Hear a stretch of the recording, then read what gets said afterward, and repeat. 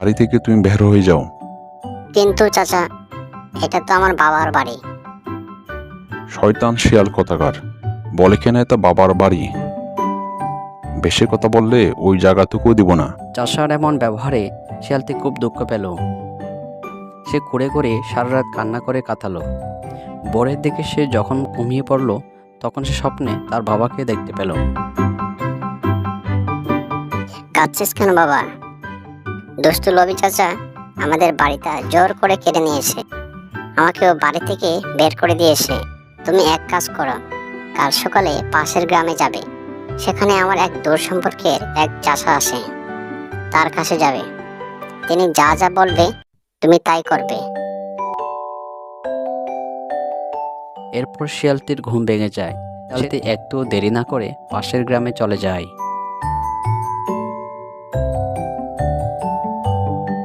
এরপর শিয়ালটি তার বাবার চাচা অর্থাৎ তার দাদুকে সবকিছু খুলে বলে। যে যেমন কর্ম করবে সে তেমন ফল পাবে।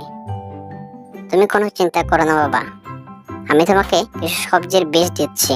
এগুলো নিয়ে গিয়ে তুমি যত্ন করে চাষাবাস করো। শীঘ্রই তোমার সকল সমস্যার সমাধান হবে। তখন দাদু তাকে বেগুনের বিচি, টমেটোর বিচি এবং মরিচের বিচি দিল। শিয়ালটি সেগুলো নিয়ে বাড়ি ফিরে আসে।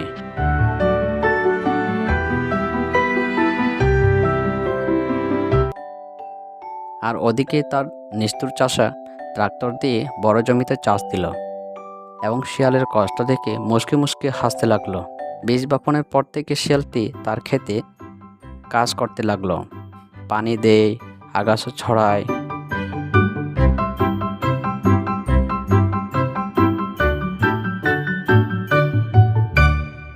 অল্প দিনের মধ্যে সেই গাছে ফলও ধরল।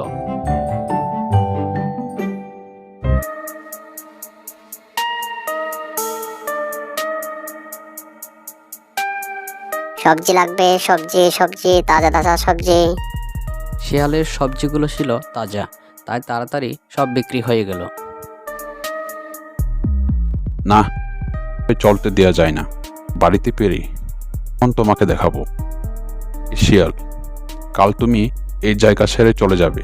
এই বাড়ি আর তোমার সবজি বাগান আর যে সবজিগুলো লাগিয়েছো সব আমার। শিয়ালের চাষা ছিল খুব নিষ্ঠুর।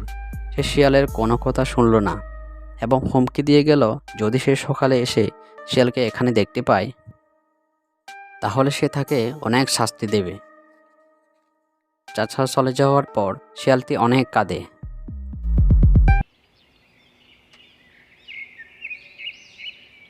দাদু বলেছিল আমার সব সমস্যার সমাধান হয়ে যাবে, কিন্তু চাচা তো আমার বাড়ি থেকে বের করে দিচ্ছে। শিয়ালটির এই কথা শুনে একটি বেগুন আস্তে আস্তে অনেক বড় হতে থাকে। দেখতে দেখতে সে বড় হয়ে গেল। এটা দেখে শিয়ালটি অনেক অবাক হয়ে গেল। ভয় পেও না, আমি হলাম জাদুর বেগুন। তোমাকে যে সবজির বীজ দেওয়া হয়েছিল সেগুলো কোনো সাধারণ বীজ ছিল না, সেগুলো ছিল জাদুর বীজ। তুমি কোনো চিন্তা করো না, যা করার আমি করছি। যদি এখনই যাওনি তুমি? এটা কি এত বড় বেগুন? এটা বিক্রি করলে তো আমি অনেক টাকা পাবো। এত বড় বেগুন দেখে চাচার চোখ জল জল করে উঠল। সে একটা চাকু নিয়ে বেগুনটাকে কাটতে যায়। সে বেগুনটা কাটতে যাবে তখনই জাদুর বেগুন বেলুনের মতো আকাশে উড়ে যায় আর সে চাচাকে তাড়া করতে থাকে। ভয়ে চাচা দৌড়াতে থাকে, কিন্তু দাঁড়ালে বেগুনটা তাকে গুঁতো মেরে ফেলে দেয়। চাচা বেগুনের গুঁতো খেয়ে মাটিতে পড়ে যায় এবং উঠে দাঁড়ায়, আর বেগুনটাও তাড়া করে তার পিছন পিছন এলো। তুমি আমাকে মাফ করে দাও বাছা শিয়াল, আমি ভুল করেছি, লোভী অন্ধ হয়ে গিয়েছিলাম। আমি তোমার কাছে ক্ষমা চাইছি। তুমি আমাকে বেগুনের থেকে বাঁচাও, নইলে সে আমাকে মেরে ফেলবে। এই জাদুর বেগুন, এবার থামো। চাচার অনেক শিক্ষা হয়েছে। ঠিক আছে, তুমি যখন বললে আমি থামছি, কিন্তু সে যদি আবার তোমার সাথে খারাপ কাজ করে তখন আর তাকে ক্ষমা করব না। আর এদিকে জাদুর বেগুন শিয়ালকে দেখভাল করার জন্য শিয়ালের সাথে থেকে যেতে চায়, তাই সে একটা গাড়ি হয়ে যায়।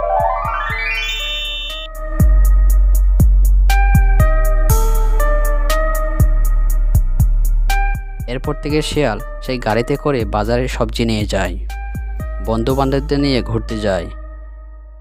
তারা সবাই সুখে শান্তিতে বসবাস করতে থাকে।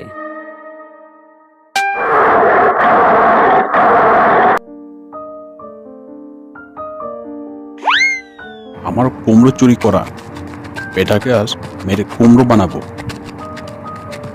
সত্যি বলছি মামা, আমি চুরি করিনি গো, আমায় ছেড়ে দাও।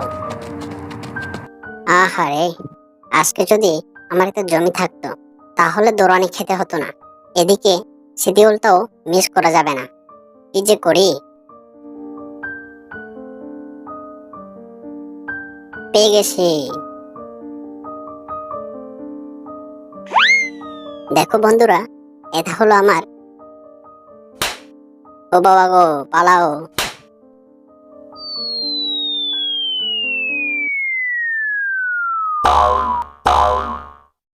বন্ধুরা, আজকের ব্লগিং এখানেই শেষ। বেঁচে থাকলে আবারও দেখা হবে।